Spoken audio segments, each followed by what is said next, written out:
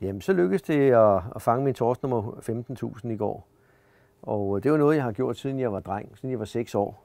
Så har jeg ført en fangstjournal, og så skriver jeg den ren hver år her, nytårsaften faktisk. 31.12.15, så har jeg så her med de forskellige arter. Der er blevet 104 arter indtil nu, og næsten 50.000 fisk.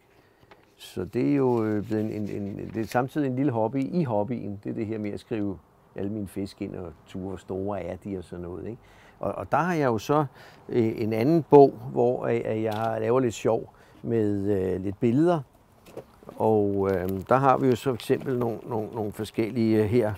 Der er et her med min måler nummer 100. Det er den her på 11 kilo. Den er fanget op i Norge, op på Røst, op i Lofoten. Og så er der så måler nummer 200. Den er fanget også i Norge, op på noget, der hedder Guldhullet, op på Sørøya. Og sådan kan man blive ved. Men der er sådan lidt sjov, så det er sådan ens liv i billeder, meget af det. Men der er mange sjove oplevelser og forskellige historier her med de forskellige fisk. Skal lige se, vi har der er nogle fine PR-torsk igen.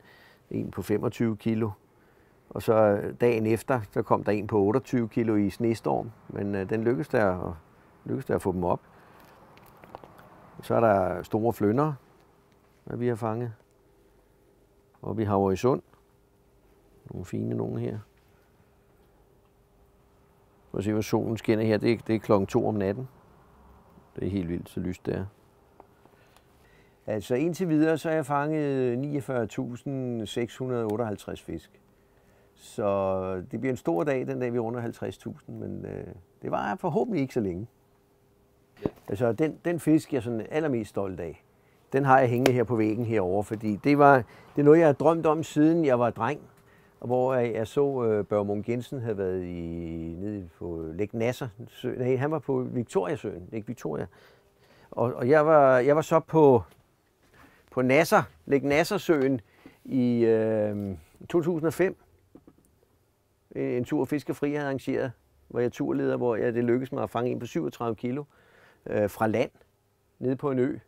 Vi kom ud og skulle spise frokost, og tænkte, det så godt ud, jeg tager lige et kast med en Rapala-wobbler. Og bang, så kom der lige sådan et lokomotiv på der på 37 kilo. Så den fik vi lige inden frokosten der, det var altid. Så det har sådan været en af, fordi det var en fisk, jeg altid har drømt om, så det har været en af de helt store at fange.